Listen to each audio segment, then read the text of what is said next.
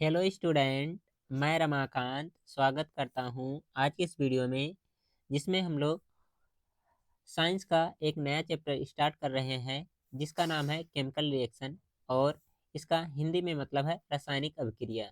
प्यारे बच्चों, आज इस चैप्टर का पहला लेक्चर होने वाला है और इसमें हम लोग एमसीक्यू क्वेश्चन करने वाले हैं। आप लोग इस चैप्टर को एनसीईआरटी में, यानी कि अपने बोर्ड एग्जाम की जब तैयारी कर रहे हैं आप लोग, तो वहाँ पर आपको बेहतरीन तरीके से इसके बारे में पढ़ाया होगा।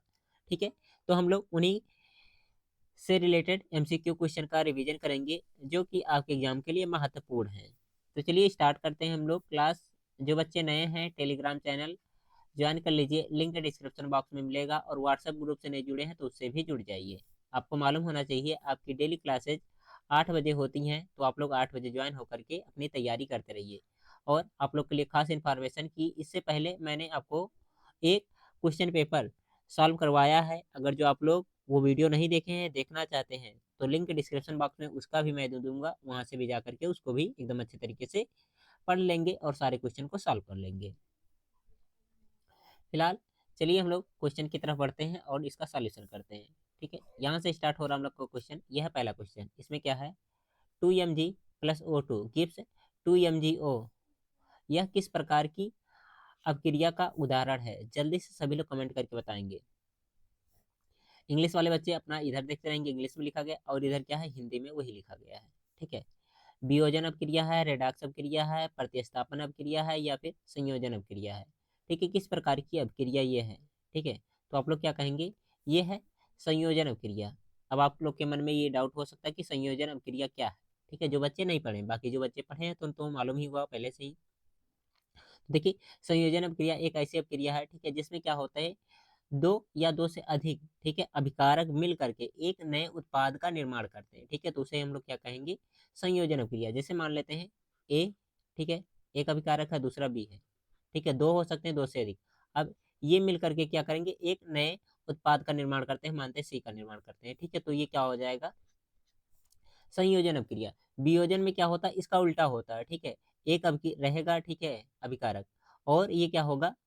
टूटेगा। ठीक है, किसमें? दो में टूट सकता है, तीन में टूट सकता है, या उससे ज्यादा में टूट सकता है। ठीक है, तो इस तरह की जो अपक्रिया होती है उसे क्या कहते हैं? वियोजन कहते हैं। रेडॉक्स क्या होता है? ऐसी अपक्रिया जिसमें ऑक्सीकरण और अपचयन दोनों होते हैं, उन्हें क्या कहते हैं हम लोग? रेडॉक्स अपक्रिया कहते हैं। ठीक है, बाकी प्रतिस्थापन की अपक्रिया क्या होती है? जिसमें क्या होता है, जो अधिक क्रियाशील धातु होता है क्या करता है? अन्य किसी को यौगिक से हटा करके उसका जगह ले लेता है। ठीक है, तो उसे हम लोग क्या कहते हैं? विस्थापन अपक्रिया।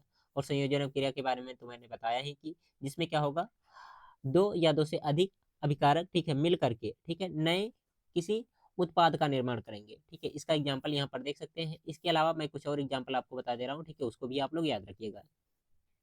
जैसे CO प्लस O2, ठीक है, कार्बन डाइऑक्साइड इससे बनता है ना, आप लोग जानते हैं, CO2 बन जाएगा ये। ठीक है, इसी प्रकार से आप लोग हाइड्रोजन जो गैस होता है, इसकी क्रिया क्या कराओ आप लोग? करा दो ऑक्सीजन से। ठीक है, तो यहाँ पर क्या बन जाएगा? ये बन जाएगा जल बन जाएगा। ठीक है, H2O। ठीक है, बाकी इसको संतुलित कर लीजिए, कोई दिक्कत नहीं है। दो से गुणा कर लेंगे, कितना हो जाएगा? 4 हो जाएगा इधर, और यहाँ भी गुणा कर लो। ठीक है, दो ऑक्सीजन हो जाएगा। हाँ, और और कौन सा मान सकते हैं? जैसे हाइड्रोजन गैस की क्रिया किससे हम लोग करा ले रहे हैं? क्लोरीन से करवा दे रहे हैं। ठीक है, तो यहाँ पर कितना हो जाएगा? ये बन जाएगा आप लोग का 2HCl बन जाएगा। ठीक है, बाकी संतुलित भी है। तो ये सारी की अभिक्रियाएं जो हैं, इसको देख सकते हैं आप लोग, क्या है ये?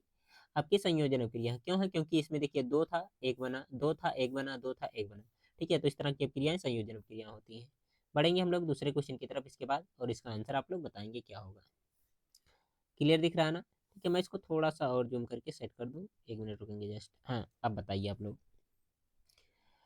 इसका क्या आंसर होगा। आप लोग जल्दी से पढ़ो क्वेश्चन और बताओ। ठीक है, जितने बच्चे क्लास में हैं सब बच्चों का आंसर आते रहना चाहिए हमेशा। इसमें कहा क्या जा रहा है, पढ़ेंगे एक बार क्वेश्चन।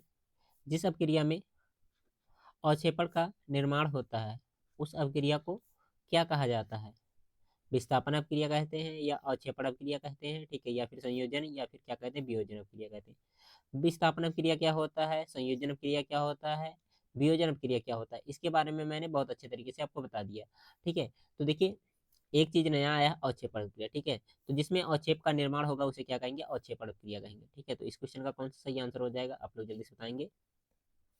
जो दिया गया है, बी ऑप्शन इस क्वेश्चन का सही आंसर हो जाएगा। क्लियर है सभी को? आंसर आ रहे हैं आपके? ठीक है, तो बताते हुए चलिए, और जो बच्चे लाइक नहीं किए हैं लाइक भी कर दीजिए जल्दी से। तीसरा क्वेश्चन देखेंगे इसके बाद में, इसमें क्या है, इसका आंसर जल्दी से बताइए आप लोग। जिसको स्क्रीनशॉट करना होगा स्क्रीनशॉट करते रहिएगा आप लोग। रासायनिक समीकरण अभिक्रिया का संक्षेप रूप है, या फिर संकेत रूप है, या फिर पूर्ण रूप है, या इनमें से कोई नहीं। जैसे हम लोग रासायनिक अभिक्रिया लिखते हैं, ठीक है, तो वो है क्या, ये आपसे पूछना चाहता है।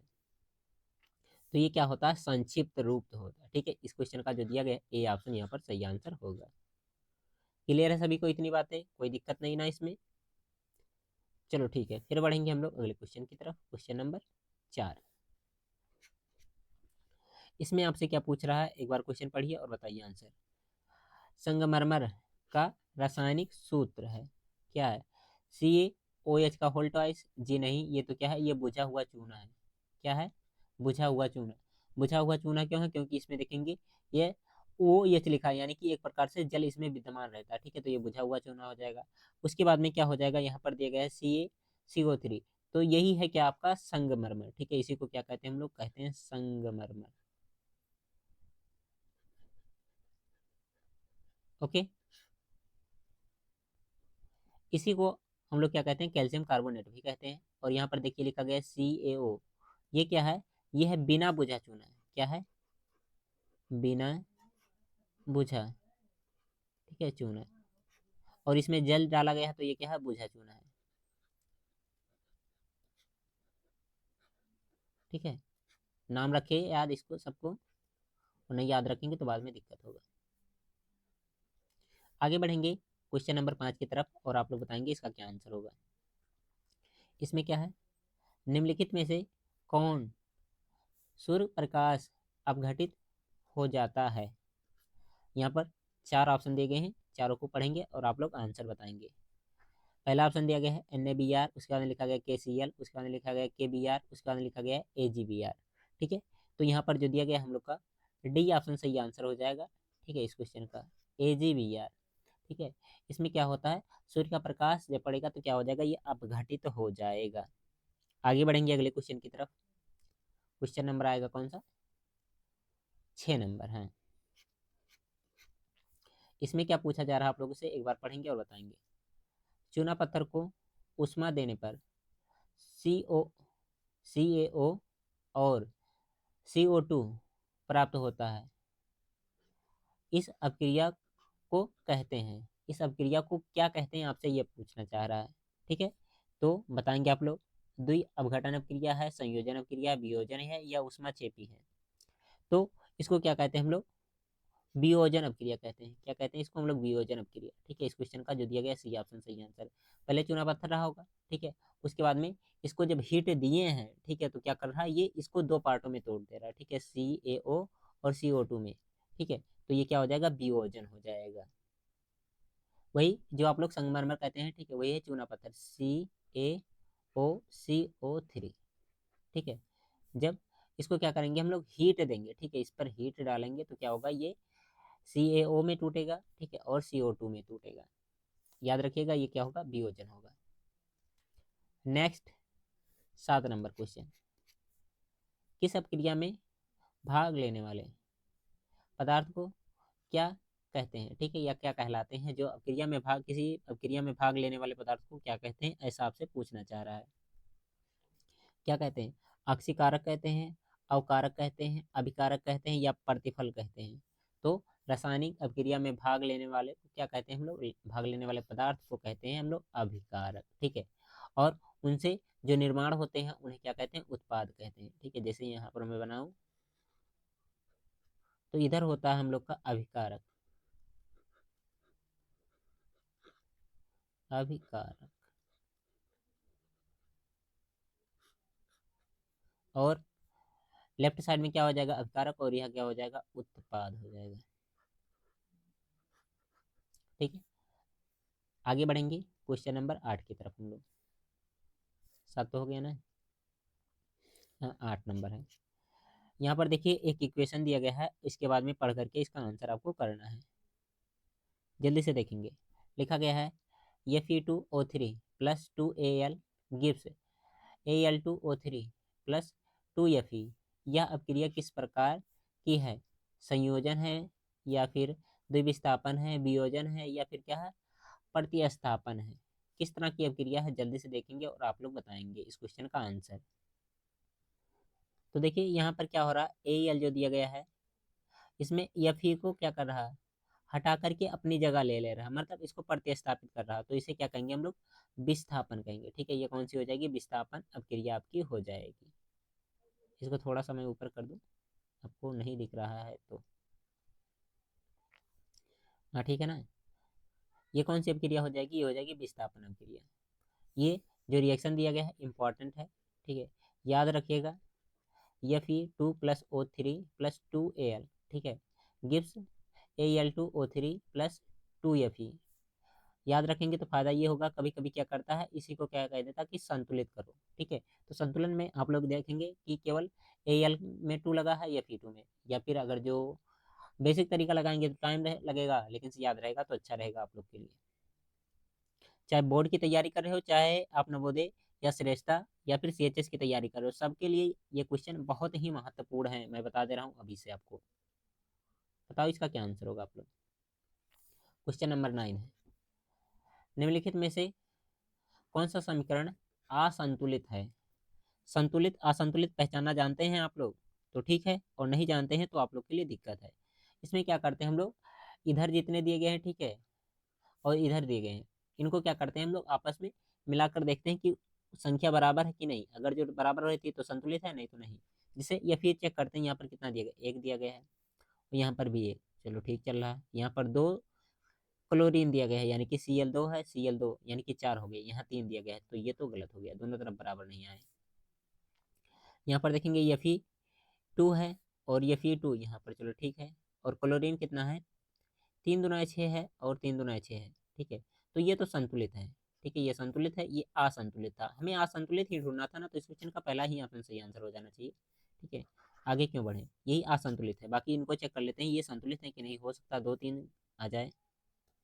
जैसे देखेंगे यहाँ पर Pb कितना है, 2 है, Pb यहाँ पर भी 2 चल रहा है, चलो ठीक है। इसके बाद में काउंट कर लेते हैं हम लोग नाइट्रोजन। ठीक है, देखिए 2 का गुणा इसमें होगा, 2 का गुणा इसमें होगा, तो 2 दूना 4 नाइट्रोजन चाहिए। ठीक है, तो यहाँ पर देखेंगे नाइट्रोजन जो दिया गया है, ये 2 ही नाइट्रोजन यहाँ पर तो दिख रहा है। ये इसमें देखेंगे ये भी असंतुलित दिख रहा है, और A और C दोनों असंतुलित है। ठीक है, बाकी ये तो संतुलित है। तो यहाँ पर थोड़ा सा क्वेश्चन एरर मान सकते हैं, थोड़ी सी गलतियां मान सकते हैं इसमें, और कोई दिक्कत नहीं है। बढ़ेंगे हम लोग इसके बाद 10 नंबर क्वेश्चन की तरफ। यहाँ पर लिखा गया है Fe+CuSO4 गिव्स Fe+SO4+Cu। ठीक है, यह किस अपक्रिया का उदाहरण है, मतलब किस प्रकार की अपक्रिया, आपसे ये पूछना चाहता है। संयोजन, जी नहीं, संयोजन में तो क्या होता है, जितने रहेंगे सब मिलकर के एक का निर्माण कर देंगे, ये तो नहीं है। विस्थापन हो सकता है, द्विविस्थापन हो सकता है, उष्मा क्षेपी, उष्मा निकल रहा है, नहीं उष्मा तो नहीं निकल रहा, तो डी ऑप्शन तो गलत होगा। अब देखिए, जब 2 लोग होते हैं आपस में एक्सचेंजिंग करते हैं तो दो विस्थापन होता है, लेकिन यहाँ पर एक ही है ना, ये इसको हटा रहा है, तो क्या हो जाएगा, ये केवल विस्थापन होगा। इस क्वेश्चन का जो दिया गया है बी ऑप्शन सही आंसर होगा। आगे 11 नंबर क्वेश्चन, इसमें देखेंगे ऐसा समीकरण जिसमें तीर के चिन्ह के दोनों ओर तत्व के परमाणुओं की संख्या समान नहीं हो, क्या कहलाते हैं। मतलब तीर ये है, इसके इधर परमाणु हैं और इधर भी परमाणु हैं, अगर जो इनकी संख्या बराबर यानी कि समान इक्वल नहीं रहेगी, ठीक है, तो उसे क्या कहेंगे, उसे संतुलित समीकरण कहेंगे। जी नहीं, जब दोनों तरफ बराबर होते हैं तो संतुलित कहते हैं, ये संतुलित तो नहीं होगा। पूर्ण समीकरण कोई चांस ही नहीं है, अपूर्ण समीकरण कोई चांस नहीं, असंतुलित समीकरण कहते हैं इसे, क्या कहते हैं, असंतुलित समीकरण। आगे बढ़ेंगे अगले क्वेश्चन की तरफ। क्वेश्चन नंबर 12, निम्नलिखित में से कौन सा समीकरण फिर से पूछा जा रहा संतुलित है, इस बार संतुलित आपसे पूछ रहा है। तो चेक करो, हाइड्रोजन 2 दिख रहा है, चलो ठीक है, यहाँ पर भी हाइड्रोजन, क्लोरीन 2 दिख रहा है, क्लोरीन भी 2 है, तो क्या हो जाएगा, यही संतुलित है, ये सही है। बाकी इसको चेक करेंगे, इसमें 2 हाइड्रोजन है, इसमें एक ही हाइड्रोजन है, क्लोरीन 2 है, ये तो असंतुलित हो गया। इसको चेक करेंगे, 4 हाइड्रोजन है, यहाँ पर 2 ये हाइड्रोजन दिए गए हैं, गलत हो जाएगा ये। यहाँ पर 4 हाइड्रोजन है, यहाँ पर एक ही हाइड्रोजन दिया गया, गलत हो जाएगा। इसका कौन सा जो दिया गया है, ए ऑप्शन सही आंसर हो जाएगा। ओके, क्लियर है सबको इतना?